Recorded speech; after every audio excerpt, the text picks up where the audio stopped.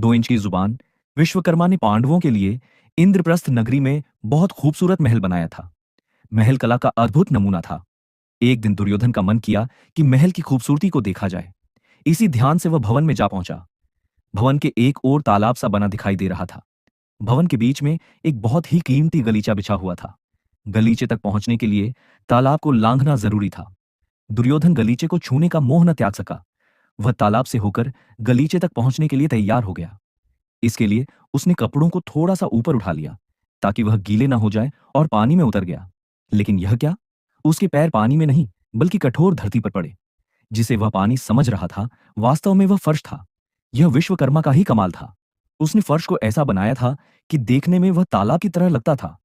दुर्योधन ने मन ही मन भवन के फर्श की प्रशंसा की और गलीचे की ओर बढ़ चला। जैसे ही उसने गलीचे पर पैर रखा, वह धड़ाम से पानी में जा गिरा। यह भी विश्वकर्मा की कला का ही कमाल था। उसने तालाब को इस तरह बनाया था कि देखने में वह एक बहुमूल्य गलीचा लगता था। पानी में गिरकर दुर्योधन बहुत लज्जित हुआ।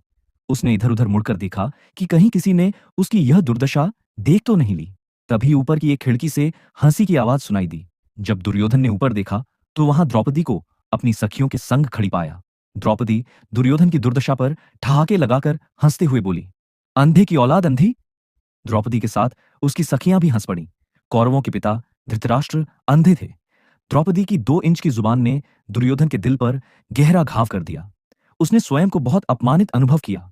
उसने वहीं अपने अपमान का बदला लेने की प्रतिज्ञा की।